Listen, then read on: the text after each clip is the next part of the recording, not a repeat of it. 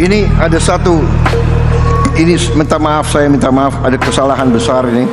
Di sini ada, tadi saya kurang tidak menyebut Ketua PB Nahdlatul Ulama Gus Yahya. Ini benar-benar di sekretaris menghadap saya ini. Minta maaf Gus, pernah saya belajar ada suatu ajaran dari suatu peradaban yang sukses, imperium yang sukses, yaitu Imperium Osmani, di mana dikatakan bahwa tidak ada negara yang berhasil tanpa pemerintah yang bersih, tidak ada kemakmuran tanpa keadilan, tidak ada negara yang berhasil kalau rakyatnya tidak bahagia. Saya minta izin minum kopi sebentar ya.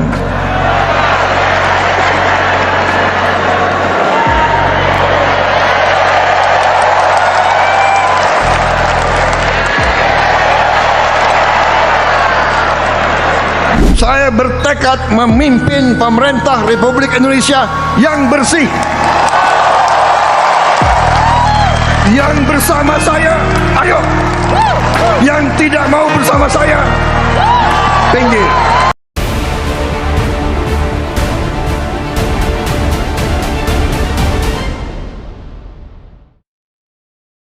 Ada yang dari awal, ada yang keluar sebentar, kembali lagi, tidak ada masalah.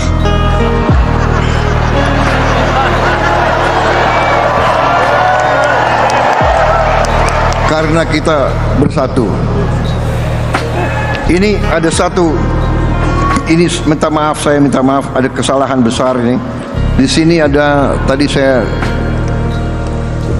kurang tidak menyebut Ketua PB Nahdlatul Ulama Gus Yahya. Saudara, saya minta maaf. Ini benar-benar di sekretaris menghadap saya ini. Minta maaf Gus. Saudara-saudara sekalian, jadi intinya demikian. Kemudian maksud dan tujuan usul saya bahwa TKN yang sudah tadinya merupakan suatu jaringan organisasi yang cukup besar, cukup masif, tidak bubar begitu saja karena perjuangan kita belum selesai. Perjuangan kita adalah untuk bergerak bersama menuju Indonesia yang kita cita-citakan. Indonesia emas, Indonesia di mana bangsa Indonesia, rakyatnya hidup dengan baik, hidup dengan sejahtera.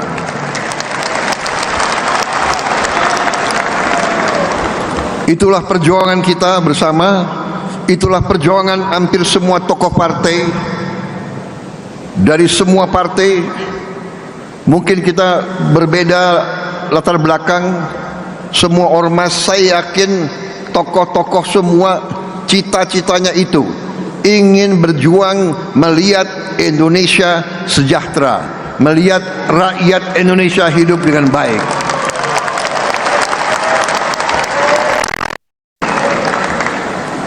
Karena keyakinan saya itu, semua partai politik, semua ormas, semua kelompok masyarakat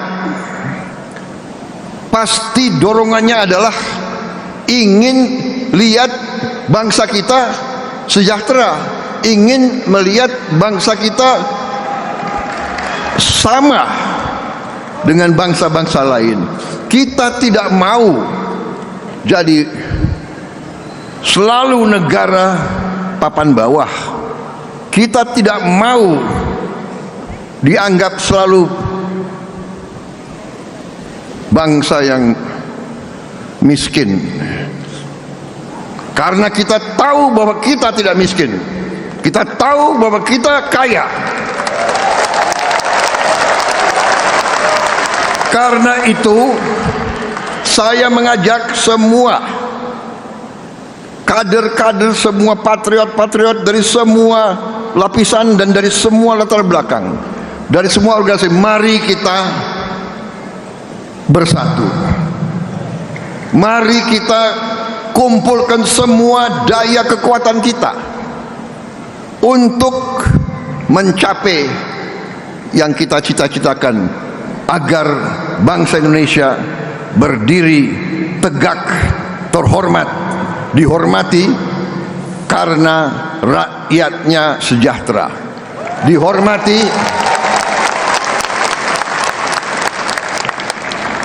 karena kita negara makmur, dihormati karena kita bisa memberi keadilan kepada seluruh rakyat kita.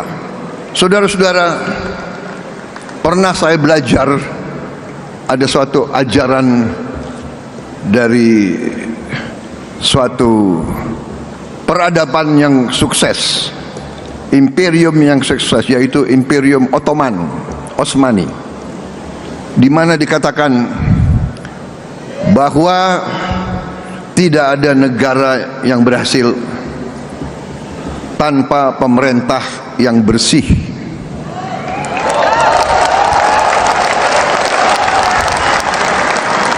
Tidak ada kemakmuran tanpa keadilan. Tidak ada negara yang berhasil kalau rakyatnya tidak bahagia. Ini ajaran sejarah ratusan tahun. Tidak ada negara yang berhasil tanpa pemerintah yang bersih.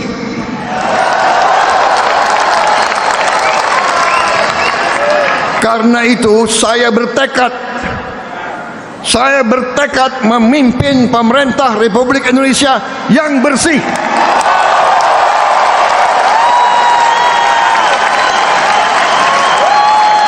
Yang bersama saya, ayo. Yang tidak mau bersama saya, pinggir.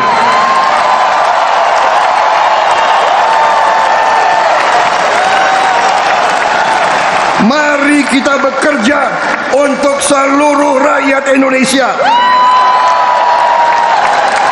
Mari kita amankan semua kekayaan bangsa Indonesia.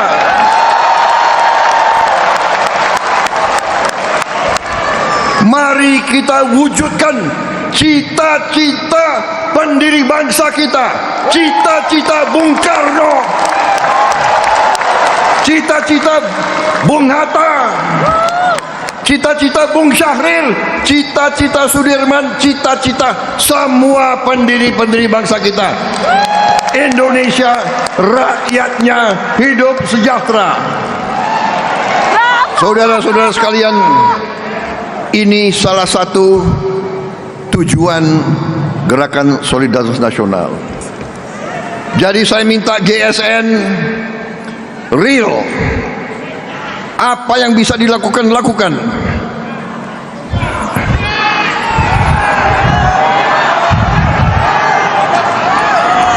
Jangan terlalu banyak acara-acara apa ya,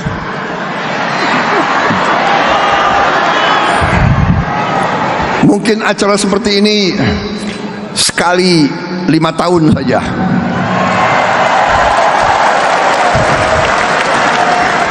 Setuju?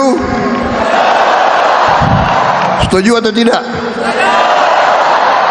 Kita sekarang cari upaya sumber apa yang bisa kita buat untuk membantu rakyat kita yang paling membutuhkan bantuan. Saudara-saudara, GSN sudah bekerja. Saya tahu, saya monitor. Saya tahu dan saya monitor. Kalau tidak salah, sudah memberi pakaian sekolah untuk 10.000 anak-anak. 10.000 anak-anak itu kelihatan banyak, tapi masih kurang. Satu anak sekolah membutuh pakaian sekolah. Kalau kita hitung nilainya kurang lebih 1,2 juta rupiah satu tahun. Betul? Saya tanya itu Pak Teguh, betul tuh? 1,2? Benar. Itu sudah pakaian seragam sekolah, ya, sekolah, sepatu, kaos kaki, pakaian olahraga. Jadi kalau di antara kita bisa menyisihkan 1,2 juta rupiah satu tahun saja, berarti 100.000 rupiah per bulan, itu sudah bisa menyekolahkan satu anak. Jadi kalau APBN, insya Allah nanti kita akan kerahkan untuk makan bergizi. Tapi untuk pakaian masih ada jutaan anak kita yang tidak punya pakaian. Orang tuanya sulit untuk memberi pakaian untuk anaknya, dan karena itu dia tidak bisa sekolah.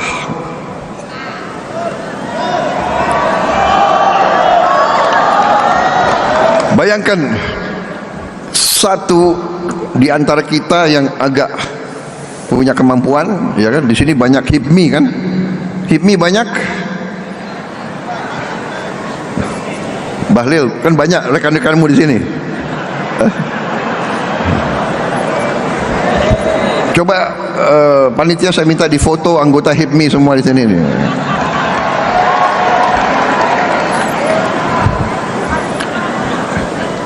Kalau menyisihkan 100.000 rupiah sebulan, itu berarti satu anak sekolah. Jadi ini real. Saya minta saudara-saudara bergerak masing-masing. Yang bisa 100.000, 100.000. Yang bisa 500.000 berarti 5 anak. Dan seterusnya dan seterusnya, ya. Jadi saudara-saudara, jangan terlalu banyak kita seminar, jangan terlalu banyak omon-omon. Sekarang aksi, aksi, aksi.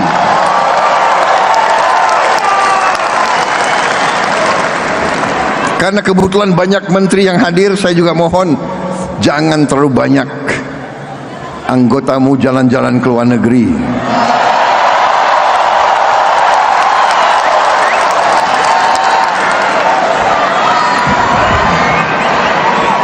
Kalau mau jalan ke luar negeri pakai uang sendiri boleh.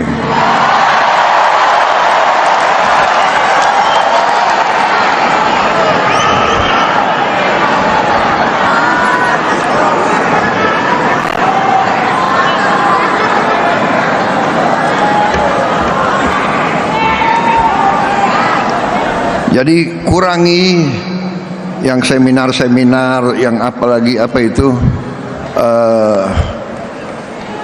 kunjungan kerja, studi banding. Mau studi apa gitu loh. Kalian sudah tahu masalahnya, nggak usah terlalu banyak studi gitu loh.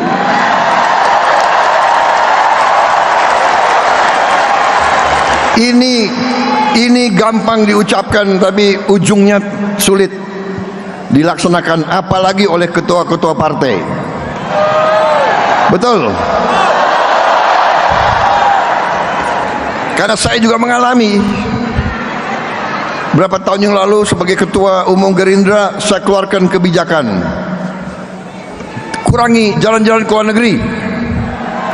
Tahu-tahu datang perwakilan dari beberapa kabupaten, saya nggak sebut daerah mana, pokoknya sebelah timur dari Banyuwangi.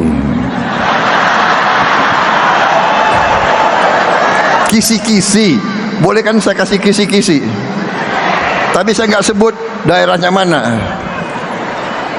Pokoknya sebelah timur dari Banyuwangi.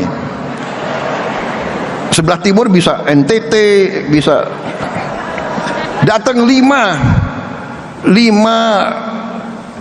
anggota DPRD kabupaten, 5 datang ke tempat saya.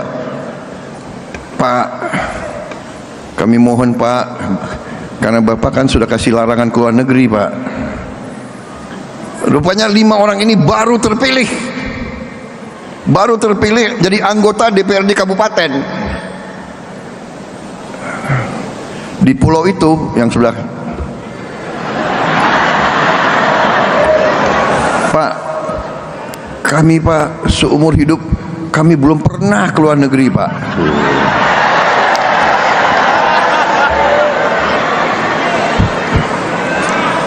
Waduh, luluh juga hati ketua umum ini kan. Kami ada kesempatan Pak, ini rencananya semua dewan akan studi banding ke, saya lupa Pak, ke Hong Kong. Saya udah nggak tanya lagi, Anda mau studi banding apa di Hong Kong, ya kan?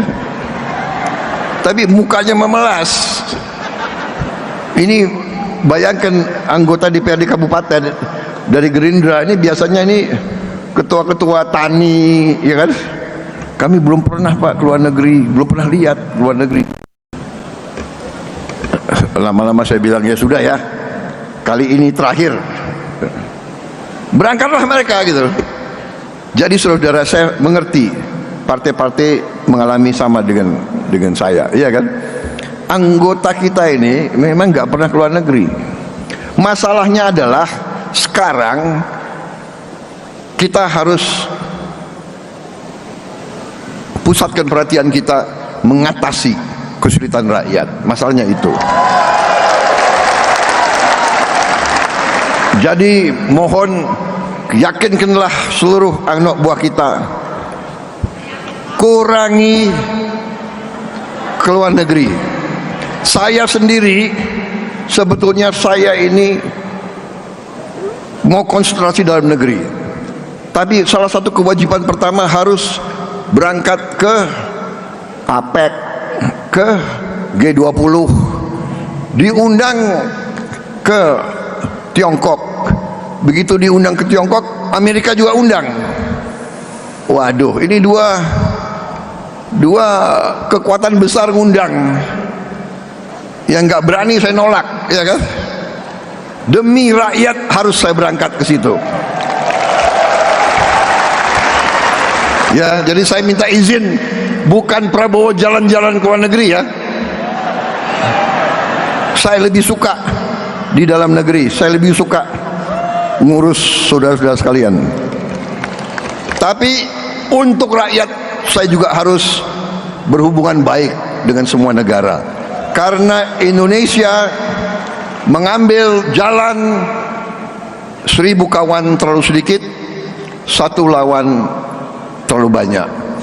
Indonesia, pemimpin Indonesia harus menjaga bahwa Indonesia, rakyat Indonesia, bangsa Indonesia tidak terseret ke dalam pertikaian orang-orang lain. Kita tidak mau terseret, kita tidak mau terlibat, kita hormati semua negara.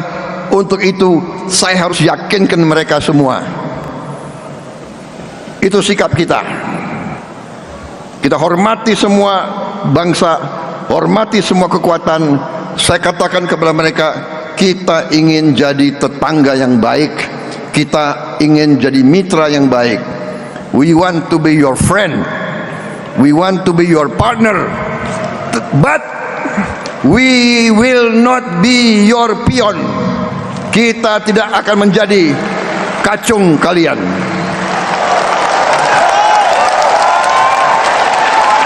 Kita ingin jadi sahabatmu, kita ingin jadi mitramu, kita ingin jadi partnermu. Kita tidak mau jadi kacung kalian. Rakyat Indonesia, rakyat merdeka, ingin hidup dengan terhormat. Saudara-saudara, saya kira itu yang ingin saya sampaikan. terima kasih atas deklarasi ini. Setelah deklarasi, saya sudah mengerti, sudah banyak yang kalian kerjakan. Ya, saya dapat laporan juga GSN akan terus dengan aksi untuk memberi pakaian sekolah kepada anak-anak. Saya kira itu yang paling real. 1,2 juta rupiah anak-anak bisa sekolah. Kita akan wujudkan makan bergizi seluruh Indonesia. Dan saya juga bekerja sama dengan industri pertahanan, dalam hal ini PT LEN. Kita sudah bikin becak listrik, dan becak listrik ini kita akan bagikan bertahap. Saya kira sudah hampir 1.000 yang kita bangun, kita bagikan. Mungkin kita akan bagikan 1.000 lagi terus. Dan kita prioritaskan kepada warga negara yang masih harus menarik becak, yang usianya di atas 60, kita prioritaskan diberi becak listrik supaya dia fisiknya tidak.